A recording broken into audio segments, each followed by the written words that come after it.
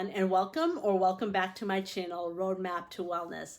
I'm Dr. Pushpa Chauhan, and here I am again to remind you that mental health is just as important as physical health. If you've seen my first video of decoding emotions, I talk about what our emotions tell us, and so here we are diving deeper into another one. We became familiar with anxiety and depression, so let's unravel another big one, anger. Yep. That internal volcano that erupts when someone cuts you off in traffic or when your teenager rolls their eyes at you and says whatever. It doesn't feel good, that's for sure. And because of that, anger often gets a bad rap. It is seen as a negative emotion, something to suppress, something to be scared of, or something to be ashamed of. But the truth is, anger is complicated. It has both positive and negative aspects to it. In actuality, it's just a signal, just a neutral signal, but one that if we ignore can spiral into depression, relationship problems, physical health problems, and even legal issues. So in today's video, we'll explore what anger can tell us, the positive and negative sides of anger, how anger often masks other emotions, how it may manifest in different genders, and some practical strategies to manage anger in a healthy way. I'm also going to share a personal story about how I was affected by my husband's anger. In my previous video, Decoding Emotions, I shared a story about how I felt anger, but this time I'll share what it's like to be on the receiving end of someone else's anger. So let's get started. Anger, like any other emotion, is simply a signal. It alerts us and is like your body's internal alarm system. It tells you, hey, something's off here. It could be that someone's crossed your boundaries, you're feeling disrespected, a core need isn't being met, or a signal of a deep hurt that we're holding on to. And believe it or not, anger can actually be helpful. Without anger, we might let things slide that actually should be addressed. So let's take a look at some of the positive sides of anger. Anger can motivate action. It often pushes us to speak up, set boundaries, or make a change. It gives us the energy and drive to fight for what is right, whether that's standing up for ourselves or others, or a cause that we care about. Think of social justice movements. Anger about injustice has driven huge positive changes in the world. Anger also serves as a protective mechanism. It's like your inner bodyguard saying, I don't think so, when you're in a situation where you feel threatened, emotionally or physically. Anger helps you to stand your ground and say no and to protect yourself. It also mobilizes our energy and resources when we are threatened. It increases our heart rate, tenses our muscles, and sharpens focus, all preparing us to defend ourselves or others that we care about. This is when we turn into the Hulk or Mama Bear. It's a part of our evolutionary system for survival. Anger can reveal our values. What makes you angry often shows you what matters the most to you. If you get angry when someone's mean or hurtful, that means that you value kindness and respect. If you get angry when someone's dishonest, you probably value honesty. If you get angry when there is inequality, then you probably value fairness. So anger can guide you towards your core values. If you want, pause the video and take a moment here to reflect about the things that tend to make you angry and what your core values might be. Write them down to help you remember. Knowing this will help you in your relationships. Anger can build confidence if it is managed well. Expressing your anger appropriately can help you feel more confident and assertive. When you stand up for yourself without exploding, you're saying, my feelings matter, I deserve to be heard. It communicates to others that our boundaries have been crossed or that something important to us is at stake. It can lead us to honest conversations about problems that might otherwise go unaddressed. When we have these honest conversations and develop positive solutions, it can be very empowering. In addition, the honest communication leads to deeper connections. Now, on the flip side, anger becomes destructive when it damages relationships, both personally and professionally. Uncontrolled anger, like snapping at people, yelling, or lashing out, can push people away. It creates distance, breaks trust, and can make others feel unsafe around you. Even people who care about you can become afraid and resentful. Children who witness frequent anger in their homes can develop anxiety, behavioral problems, and difficulty regulating their own emotions. They may become people pleasers, constantly trying to avoid triggering anger in others, or they may model the angry behaviors they have witnessed. Spouses and partners of people with anger issues often report walking on eggshells, constantly monitoring their words and actions to avoid setting off an angry response. This creates unhealthy dynamics where one person's emotional state controls the entire household atmosphere. Remember, anger, like any other emotions, is contagious. In addition, workplace relationships and professional opportunities can suffer when anger isn't managed well. Colleagues may avoid working with someone who has frequent angry outbursts, and career advancement can be seriously limited. Anger that leads to aggression often leads to legal problems at some point. Anger can also hurt you physically. Chronic anger isn't just bad for relationships, it's tough on your body.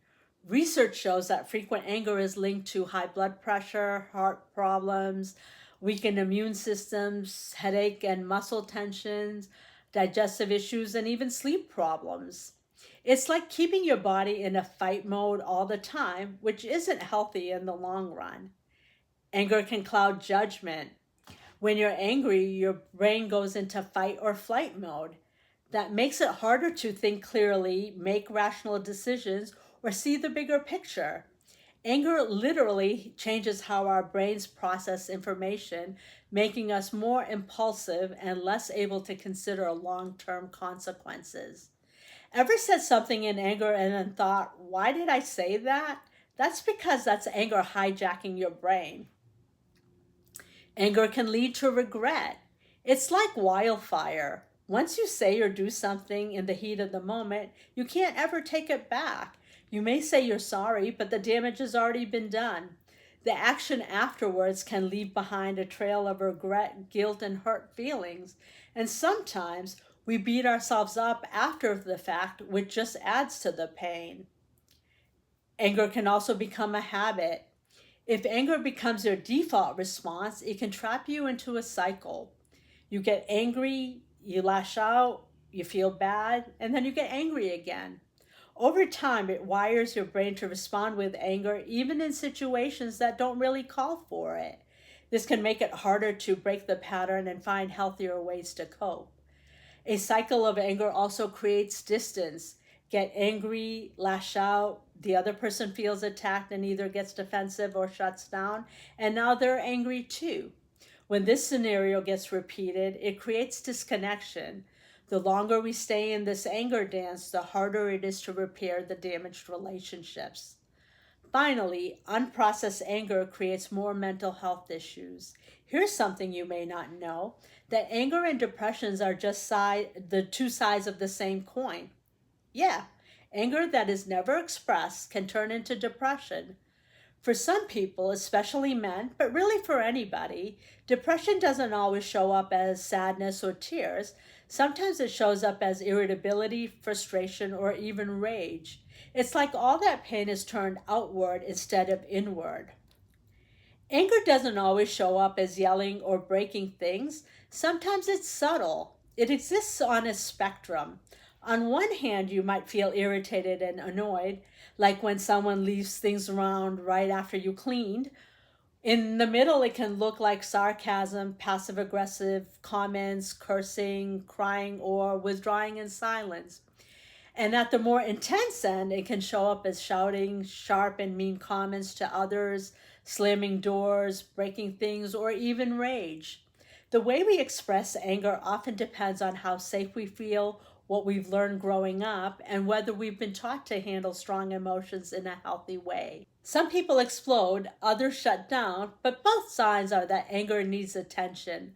Recognizing where we fall on that scale helps us manage it better and respond rather than react.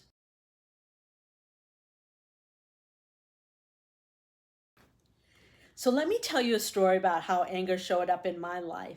In a previous video, I mentioned that we all face tough emotions because life gets messy.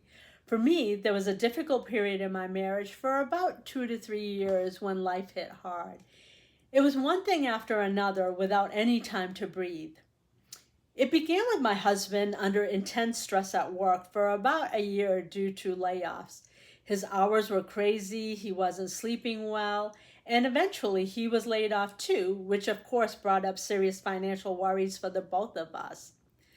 Then, while attempting to start his own business, which can be very stressful, we also had to look after my father-in-law who had advanced Parkinson's disease, and he was living with us for several months while my mother-in-law was recovering from her surgery.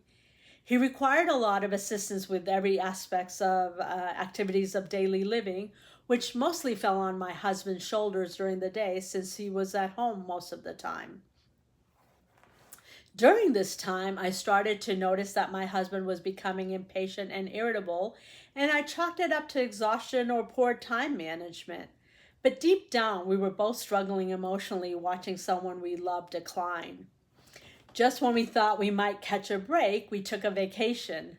But halfway through, we had to rush back home to the States as my father-in-law had fallen into a coma and had passed away a month later. And then soon after, my own father was in and out of the hospitals, and he too passed away just 4 months after that. This was just weeks prior to the pandemic, so that added anxiety and stress on top of everything else. At this point, I was overwhelmed, handling my father's estate, supporting my mom, working and grieving. And my husband was grieving too, but we weren't leaning on each other and we were both just feeling burnt out. My husband's stress was coming out in a lot of irritability and anger, and I was just dealing with trying to stay focused on the multitude of things that needed to get done. I noticed that he spent a lot of hours in front of the TV and snapped at me when I asked for help around the house or with my father's estate. I felt invisible, hurt, and eventually angry. I thought, really? Your shows matter more than helping me? Then over the summer came my husband's shoulder surgery, and I took care of him, but at that point I was emotionally disconnected. I thought, why give so much to someone who wasn't willing to help me? He could feel my distance. The love and compassion he had gotten from me during his previous surgeries just wasn't there. With this change, he became angrier, feeling like I didn't care for him, especially at a time when he felt very vulnerable. That began the painful cycle of emotional distance and communication breakdown. It went on like this for a year. I even started questioning if our relationship would survive. Then in December came the final straw. My car was totaled in an accident, and so I located a very specific pre-owned car in Louisiana and asked my husband to go with me. He was irritated, but he came. On the drive home, he was driving fast, and I asked him to slow down for the fear of being in a wreck. I'll never forget this. He got angry, raised his voice, and said, "I'm tired and I'm at the end of my rope. If you don't like my driving, you drive." I stayed quiet, and it was the longest, most frightening, silent ride home. But sitting in that silence, those words hit me. I had heard them many times before, but from my clients. I realized he was depressed. The next morning, filled with anxiety because I didn't know how he would take it, I sat with him at breakfast and voiced my concerns for him and told him I thought he was depressed. Fortunately, he was receptive to my observation and concern for him, and that he agreed to getting help in the form of medication. Within a couple of months, his mood had improved and our communication and connection started to heal. Looking back, I often wonder where we'd be if I hadn't recognized his anger as depression and if he hadn't been open to getting help. I truly believe we wouldn't still be married. I'm grateful that those years are behind us. Can you see from my story that the anger was just a surface emotion? Underneath, we were both carrying so much: grief from losing parents, fear of financial instability, resentment, exhaustion, feelings of abandonment, and we never paused to process any of it. The anger just helped us to push ahead, get things done, and just survive the best we could. So, what is the message from my story? The anger is like the iceberg. The tip of the iceberg, the part that we see, is the anger. It's loud, it's fiery, it's what we express. But underneath the surface, there's a whole ocean of the more vulnerable emotions like hurt, fear, sadness, shame, grief, feeling powerless, and others, all swirling around beneath the anger. The anger is just covering up the emotions that might be more threatening or painful. Fear is probably the most common emotion hiding beneath the anger. When someone cuts us off in traffic, we might feel angry, but underneath there's often fear of being hurt or fear of losing control. When a teenager gets angry at their parents, it might really be fear about growing up, fear of disappointing others, or fear of not measuring up. Hurt is another big one. When someone we care about lets us down or says something that wounds us, anger can feel safer than admitting that we're hurt. Hurt makes us feel vulnerable, while anger makes us feel powerful. Sadness also hides behind anger. Grief, disappointment, and loss can all be masked by angry feelings. Sometimes it's easier to be mad at something or someone than to deal with the feelings of missing them. I'll be talking more about this when I talk about grief in a future video. Shame is particularly likely to trigger defensive anger. When we feel embarrassed, inadequate, or exposed, anger can serve as a shield. Anger becomes a defense mechanism. It's easier to feel angry than it is to feel vulnerable, rejected, hopeless, or any other emotion mentioned earlier. When we feel powerless, we get angry in order to feel in control, even if it's only for a moment. It's like an emotional reflex that says, I'm not weak, I'm mad. Understanding these underlying emotions is crucial because addressing only the surface anger without dealing with what's underneath is like putting Band-Aid on a deep wound. It might cover the problem temporarily, but it's not going to create lasting change. People of different genders often express anger in different ways. From my story, you can see that my husband and I also express the anger differently. Now, here's something else I want to highlight, especially if you're in a relationship. Have you ever noticed that some people seem to go from zero to furious in the blink of an eye? Like 1 minute they're chilled and the next minute they're ready to explode over something like someone cutting in line? So what's up with that?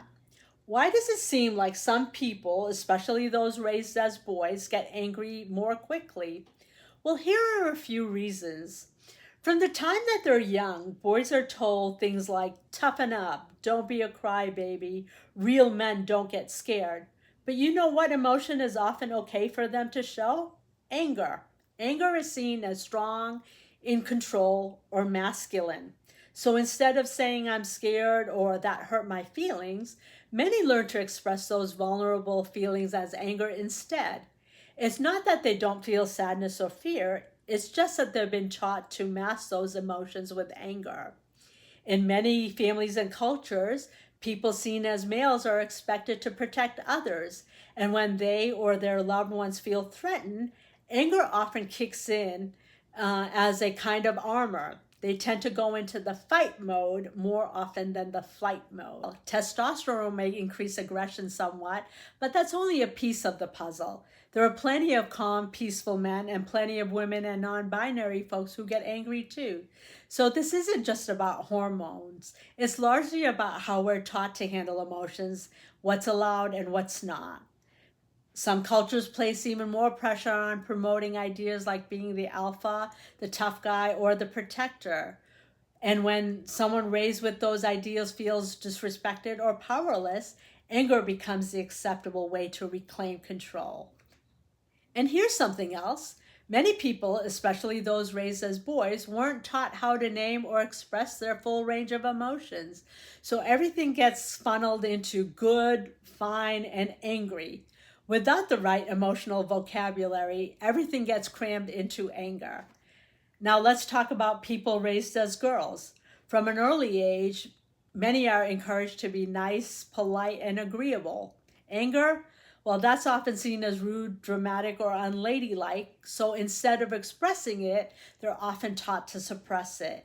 And when anger doesn't get released, it turns into things like resentment, depression, or passive aggressive behavior. Neither of these patterns, exploding outward or turning anger inward, is healthy. We all need to feel safe expressing our full range of emotions, including anger, without shame or fear of rejection. If you're in a relationship with someone who seems quick to anger, regardless of gender, it is often helpful to remember underneath anger is the more vulnerable feeling. If you feel emotionally safe enough to do so, try creating a softer space for them to talk about what's really going on. And here's something I found helpful. When someone around me is angry, I try to pause instead of reacting. Instead of escalating, I say something like, "You seem stressed." That often opens a door for a deeper connection. It doesn't work every time, especially if I'm triggered too, but it helps more often than not. To anyone who tends to express anger in loud or aggressive ways, whether you identify as a male, female, or non binary, this is really important to hear. Many people, especially those socialized as females, have experienced physical, sexual, or emotional harm. It is estimated that 1 in 3, some even say 1 in 2, women and gender diverse individuals have experienced violence at the control or hands of someone close to them. So when anger shows up as yelling, hitting walls, throwing things, or breaking objects, it doesn't create a sense of protection. It often does the opposite. It can make people that you care about feel deeply unsafe, physically and emotionally. If your goal is to protect and love, then managing how you express your anger is a part of that. You can be strong and protective by staying calm, getting support, and learning how to talk about what's really underneath that anger. We are all going to feel angry at some point, but if it's happening more often than you like, what can you do about it? Well, here are some coping strategies and treatment options. First, breathe and reflect. When you feel anger rising, take a moment. Breathe deeply. Inhale for 4 seconds, hold for 4 seconds, exhale for 4 seconds, and hold for 4 seconds. This slows down the heart rate and the stress response. Then get clear about what is the trigger that is getting you to react. Was it what the other person said or how they said it? Is it reminding you something from the past? Name the emotion. Reflect on what's really going on here. Am I scared, hurt, sad? Naming the feeling can take the power out of it. I hope you made a copy of the emotion wheel that I shared in my first video of decoding emotions. If not, don't worry, the link is still in the description. It's really helpful to clearly identify what you are feeling and to be able to express it. Practice mindfulness. I encourage you to check in with yourself. Just notice the anger and anything going on in your body. Am I holding my breath? Do I feel like I'm about to snap at someone? Do I feel tense or tight? Where do I feel it in my body? Is it in my shoulders, my jaw, my stomach? Mindfulness gives you a little distance from your emotions without being consumed by them. Physical activity, whether it's a walk, muscle relaxation, or engaging in yoga, helps to release that tension. Journaling, write down what's making you angry. Sometimes just getting it onto paper helps you see patterns. It will let you know your core values so you know why you are upset. Here is something similar, letter writing. Here is something that I've done on many occasions, and it has helped as a form of communication and journaling. So when I'm angry, I write my letter, but I don't send it right away. I often sit with the letter and go back and reread it a day or two later, and then change anything that sounds angry, disrespectful, defensive, accusatory, or hurtful to the receiving party. In my letter, I clearly convey how I interpreted the behavior or the words that got me angry and why my feelings were hurt. This has been extremely effective for me in saying all that I need to say without being interrupted, shutting down, or getting overwhelmed by either my own emotions or that of the other person. And then when we are both calm, we discuss the issue and come up with a solution for the future. It keeps the argument from occurring again, and it is conveying my feelings in a respectful, calm, and healthy way. For some of my clients, I just have them write the letter, but they never end up sending it. It just feels good to let it all out. For some people, addressing underlying trauma is essential. If anger developed as a protective mechanism in response to a past abuse or neglect, trauma-focused therapy may be necessary to create lasting change. Communication skills training is helpful also. Many people have never learned how to express their needs and boundaries assertively rather than aggressively. Learning to use I statements, active listening skills, and conflict resolution techniques can transform relationships. Medication can help anger, especially when it comes from depression. Seek support. If anger is affecting your relationships or mental health, therapy can be extremely helpful. Remember, there is no shame in reaching out for help.